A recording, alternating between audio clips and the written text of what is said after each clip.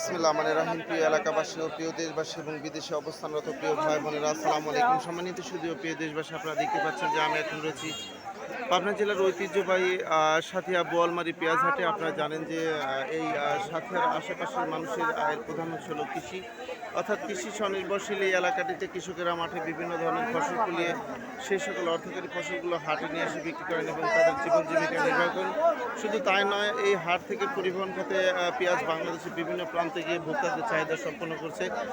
যাই হোক, আজকে আমরা জানবো এই সাথিয়া বোয়ালমারি হাটে পেঁয়াজের সর্বোচ্চ পাইকারি বাজার কত যাচ্ছে। আসসালামু আলাইকুম বাবাজি, আজকে সাথিয়া বোয়ালমারি বাজারে পেঁয়াজের সর্বোচ্চ পাইকারি বাজার কত যাচ্ছে? উপরে 2000। হ্যাঁ, উপরে 2000, মানে 1700 টাকা থেকে 2000 টাকা মন যাচ্ছে।